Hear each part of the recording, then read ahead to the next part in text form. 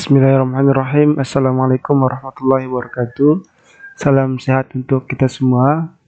Baiklah teman-teman semua, langsung saja hari ini saya akan sedikit berbagi pengetahuan saya yang sedikit ini mengenai bagaimana cara menyusun RUK di bidang kesehatan, terutama di puskesmas. Nah, di sini saya akan mencoba menjelaskan RUK saya, yaitu RUK program HIV.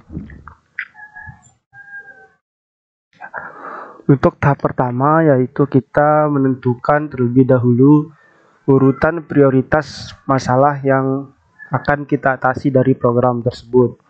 Nah, di sini saya mendapatkan 4 masalah yang ada di program saya, yaitu pertama kurangnya pengetahuan masyarakat tentang HIV, kemudian kurangnya pengetahuan anak sekolah tentang HIV, yang ketiga yaitu orang dengan HIV/AIDS mengalami penurunan kualitas hidupnya, dan yang terakhir yaitu peningkatan kasus HIV. Dari masalah-masalah ini, kita selanjutnya melakukan analisa menggunakan USG. USG itu apa saja? Nah, di sini ada keterangannya. USG itu yaitu U urgensi, dilihat dari tersedianya waktu, mendesak atau tidaknya masalah tersebut. Kemudian S seriousness, yaitu seberapa serius masalah tersebut atau pengaruh terhadap keberhasilan dan membahayakannya. Yang ke G-nya itu growth, yaitu seberapa kemungkinan isu tersebut menjadi berkembang dikaitkan kemungkinan masalah penyebab isu yang akan makin memburuk. Nah, nilai dari USG ini yaitu dimulai dari menggunakan skala Likert 1-5, yang dimana 5 sangat besar dan 1 sangat kecil. Di sini pengisiannya itu sesuai dengan keadaan di lingkungan kita masing-masing ya teman-teman. Nah, di sini saya mengangkat ini karena ini sesuai dengan tempat saya. Kenapa saya kasih 3? Karena ini tidak terlalu serius, karena masih bisa diatasi oleh lingkungan sekolah dan lain sebagainya. Dan ini yang paling serius yang 2 ini, karena ini penting sekali karena sasarannya itu pasien itu sendiri, gitu ya teman-teman. Ya. Nah, selanjutnya kita masuk ke pemecahan masalahnya. Setelah kita dapat masalah, kita carilah di sini bagaimana cara kita memecahkan masalah tersebut. Nah, kita mulai dari prioritaskan masalahnya terlebih dahulu.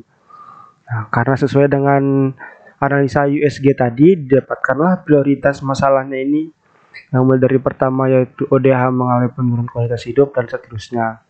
Apa sih selanjutnya kita tentukan apa sih penyebab dari masalah tersebut? Dimulai dari masalah pertama, ODH mengalami penurunan kualitas hidup. Nah, penyebabnya apa?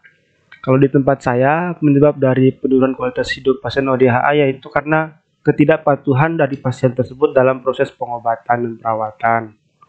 Nah, dari masalah penyebabnya tersebut kita tahu apa yang harus kita pecahkan gitu ya, alternatif pemecahannya masalahnya itu apa. Nah, saya di sini sebenarnya alternatif masalah itu boleh lebih dari 1 ya teman-teman. Tapi saya di sini cuma taruh 1 aja biar tidak ribet gitu ya. Itu solusinya pendampingan ODHA.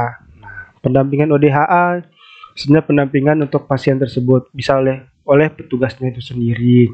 Pendampingan dalam proses pengobatan dimulai dari pertama itu pengambilan rujukan, kemudian pengambilan obatnya, kemudian pemantauan peminuman obatnya dan lain sebagainya. Pokok pendampingan dari pasien tersebut agar kualitas hidupnya membaik.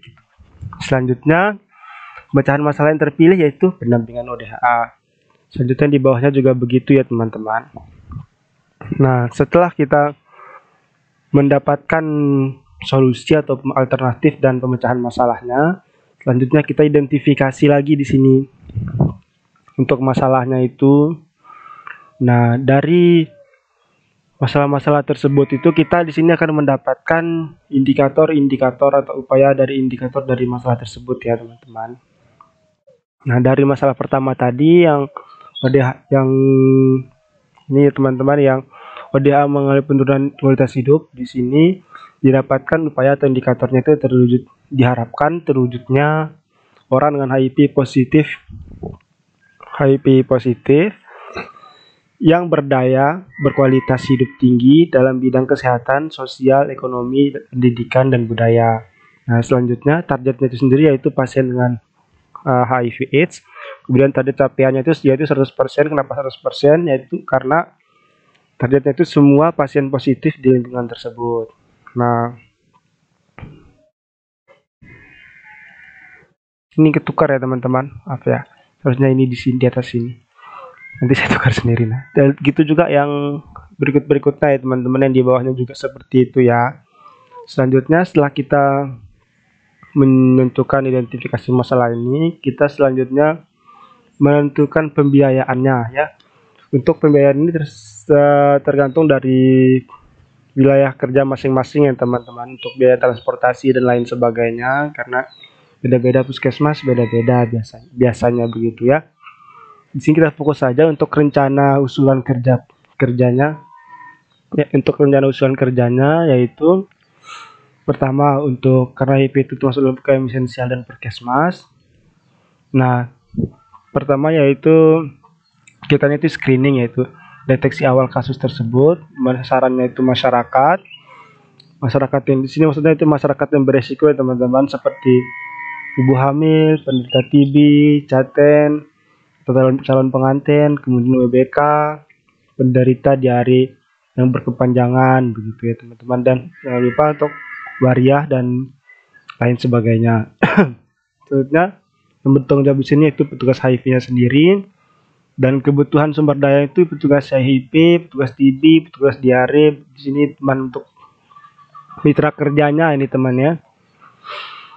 Untuk sumber daya ini sebenarnya ini di sini ya, mitra kerjanya ini di sini. Tukar lagi deh mitra kerjanya. Kemudian waktu pelaksanaan itu bulan Januari sampai Desember 2023. Kemudian kebutuhan anggarannya nanti ini sesuai dengan anggaran tempat puskesmas masing-masing. Kemudian indikator kinerja itu tidak ditemukan ya. Harapan itu tidak ditemukan pasien HIV lagi, begitu teman-teman ya. Kemudian sumber pembiayaannya itu BOK gitu ya. Nah, ini untuk yang pendampingan HIV. Ini kegiatannya itu mengingatkan minum obat, memberikan rujukan, dan memotivasi dalam menjalani hidup. Sasarannya itu yaitu ODHA atau pasien HIV. Kemudian penanggung jawab itu petugas HIV. Ini sasarannya kegiatannya selama 1 tahun teman-temannya. Nah, sasarannya itu indikator kinerja itu semua penderita HIV atau AIDS itu terpantau dan kualitas hidupnya membaik ya teman-temannya. Sumber pembiayaannya itu BOK. Begitu juga dengan sosialisasi, seperti itu juga teman-teman ya. Nah, ini untuk tulang ikannya.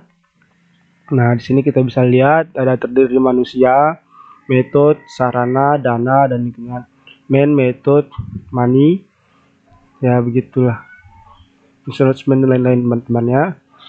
Nah, di sini manusia itu pendidikannya rendah, kurangnya patuh dalam pengobatan, temuan kasus baru, kemudian tidak ingin orang lain tahu atau menjaga privasinya, kemudian sarana penyuluhannya kurang untuk yang HIV kan karena keterbatasan dalam penyuluhan teman-temannya, kemudian lingkungannya kurang dukungan sosial karena ini penyakit yang harus privasinya dijaga 100% ya teman-temannya, kemudian pergaulan bebas gitu ya, sehingga muncullah masalah ini, kurang pengetahuan, kemudian kepatuhan pengobatan kurang, dan peningkatan kasus HIV. Dan ini adalah RUK final yang diajukan teman-teman ya. Dari screening, pendampingan HIV, sosialisasi HIV, dan HIV ya teman. Kita lihat ya, ini adalah hasilnya ya. Nah, mungkin sekian yang dapat sedikit saya bagikan ke teman-teman semua, semoga bermanfaat bagi saya teman-teman semua. Maaf atas kekurangan yang saya miliki. Apabila ada yang berminat untuk format kosongnya, mungkin bisa langsung DM, tentu mungkin saya coba lampirkan di bawah ya teman-teman. Terima kasih.